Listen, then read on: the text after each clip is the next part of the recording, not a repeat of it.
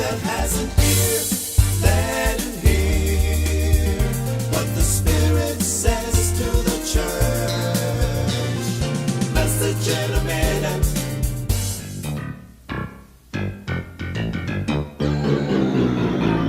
And how could I move the crowd?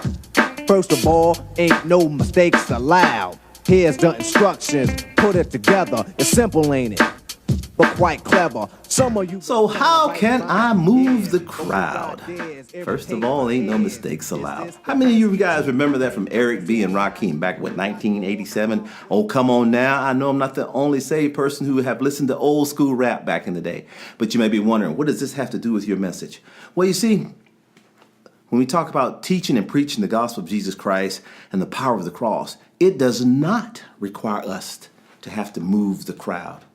You know, many times as spiritual leaders, whether we're teachers, preachers, or whatever role we may play, we often, we feel compelled that we've got to deliver something new, got to bring a fresh message, got to teach something prolific every Sunday or every Wednesday at Bible study. Well, that is not the case. No, it's not. Because I tell you what, the Apostle Paul, he actually warns us of this in 1 Corinthians chapter 1 and chapter 2, because this is a pattern it's easy to get caught up into, thinking that we've got to be over the top every Sunday. We've got to move the crowd. And if I didn't get the emotional response from the crowd, then evidently my message wasn't prolific enough. But no. Here, let's do some reading. Let's go to 1 Corinthians chapter 1, verse 18 through 25. It's up here on the screen, and hopefully you got it in your own Bibles. I know some of you guys even got it memorized. It says in 18, "For the preaching of the cross is to them that perish foolishness. But unto us which are saved, it is the power of God. For it is written, I will destroy the wisdom of the wise, and will bring to nothing the understanding of the prudent. Where is the wise? Where is the scribe? Where is the disputer of this world? Have not God made foolish the wisdom of this world? For after that, in the wisdom of God, the world by wisdom knew not God. And it pleased God by," listen to this, "the foolishness of preaching to save them that believe." The very foolishness of preaching. "For the Jews require a sign, and the Greeks seek after wisdom. But we preach Christ crucified. Unto the Jews, it's a stumbling block. Unto the Greeks, foolishness. But unto them which are called, both Jew, Greeks, whoever you are, Christ, the power of God and the wisdom of God. Because the foolishness of God is wiser than man, and the weakness of God is stronger than man." So you see, this simple concept of telling someone else about the gospel, about the crucifixion of Jesus Christ, that's as simple as it gets. And sometimes that's as deep as we need to go. Now, also, I love in 2 Corinthians chapter 2, he expounds on this even more, verse 1 through 5. And this is Paul. If for the ones of us who know Apostle Paul, he was probably one of the most dynamic speakers. He wrote many of the books, or 13 epistles in the New Testament. He penned. And so he's a very prolific speaker. But even he says this. He says, "And brethren, and I, brethren, came unto you, came not with excellency of speech or with wisdom, declaring unto you the testimony of God. For I determined not to know anything among you, save except Jesus Christ, and him," what? "Him crucified.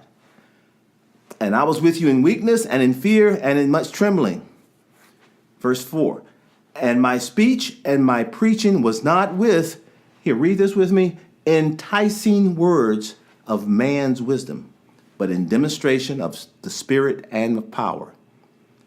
And it's a reason. And verse 5 gives us the reason why he came that way. "That your faith shall not stand in the wisdom of men, but in the power of God." And that is so important to understand, that whomever we are ministering to, their faith has to be in God, not in how we move the crowd, how we stir up their emotional fervor. And many times that's what we do, whether it's with music, whether it's with our teaching, our preaching. Sometimes our antics are grounded in bringing out an emotional response. God is not concerned about our emotions. He's concerned about our faith in Jesus Christ. So we want to ensure that when we teach, when we preach, that the people that we minister to, that their faith stands not on our wisdom, not on our knowledge, not on our presentation skills, but in the power of God. Now, you know, I always like the Old Testament. So let's go back to the Old Testament. Let's go to Ecclesiastes, because Solomon also brings this to the forefront. And if we all know Solomon, you know, similar to Paul, Paul was scholarly in the New Testament. Solomon, probably one of the wisest, or not probably, the wisest that have walked the face of the earth. And here he says in chapter 12, verse 10 through 14, and this is probably one of my favorite sections, scriptures in the Bible. It says, the preacher, and he's talking about himself, the preacher sought to find out acceptable words, and that which was written was upright, even words of truth. The words of the wise are as goads and as nails fastened by the masters of assemblies, which are given from one shepherd. And we know who that one shepherd is. That one shepherd is God. And further, by these, my son, be admonished. Now listen to this. Of making many books, there is no end. There is no end to gaining knowledge. And much study is weariness of the flesh. Now here's the wisest man telling us this. But when he gets to verse 13, he really brings it all together right here. And if you want to have a foundational scripture to live on, Ecclesiastes chapter 12, verse 13. This is it. Let us hear the conclusion of the whole matter. This is it. Bring it all together. Fear God and keep his commandments, for this is the whole duty of man. Now, can you imagine that? Let's put this in perspective. Let's say you had traveled the world to sit at the feet of the wisest man in the world. And you've spent your life wanting to hear the words coming from the lips of the wisest man and tell me the most prolific thing, the greatest thing that I need to know. And you're sitting there and he tells you something this simple. Fear God and keep his commandments. You probably go, what? Is that it? Yes, that is it. That is our whole duty in life. Solomon wraps it up. After all the things that he had learned, all the wealth he had gained, he brings it all together into that one simple statement. Everything else is vanity, vanity of vanities, but we have to fear God and keep his commandments.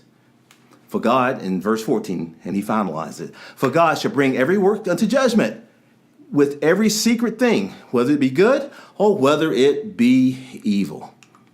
Now, and since I've loved that, I've kind of patterned my life after that. And this is what I call, this is my circle of wisdom. This is how I've progressed over the years. You see, I started out, I realized that I know very little.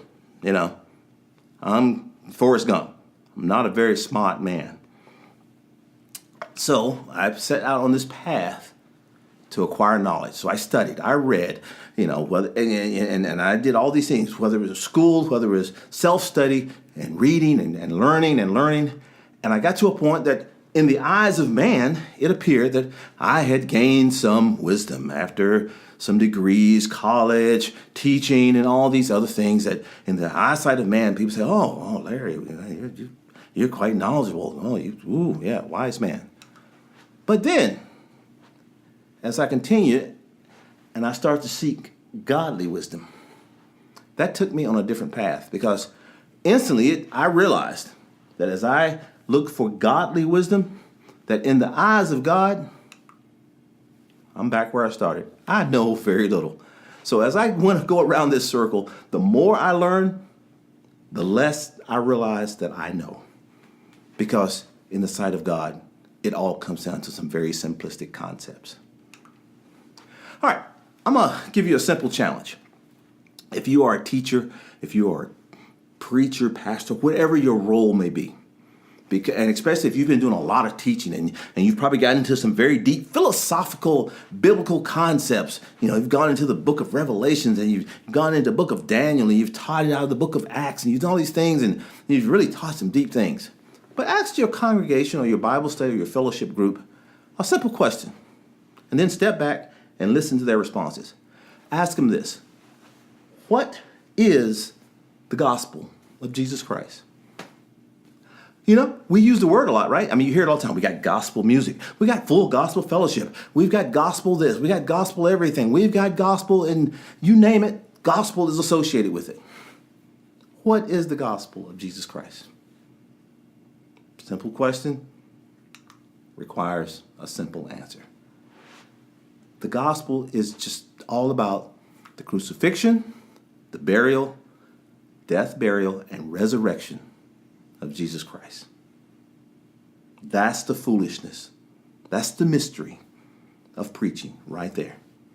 Doesn't matter if we're talking about dispensational times, end time prophecies, what Daniel saw in visions, and the concepts of salvation and regeneration, and all these other things that we teach, and they're good. They're good in their place. But at the end of the day, it has to come down to this: the death, burial, resurrection of Jesus Christ. That's what Paul said, that he teach Christ. He come to preach Christ crucified. That's it. Don't want to know anything else. You see, the simplicity of preaching Christ crucified, even in Paul's day, it was foolish to the Jews. Now, the Jews, they represent the super religious, and we got those today. And to the Greeks, who were the Greeks? They were the super intellects, and we have those today. Yes, in both of those categories, they had a problem with the gospel, receiving the gospel. The Jews, it was a stumbling block. We can't get over this. The Greeks, well, we need a sign. We need some type of authenticity, like today. It needs to be peer reviewed, All the graybeards sitting around. Yeah, we need to have more information on this. Send us a sign. What sign will prove these things?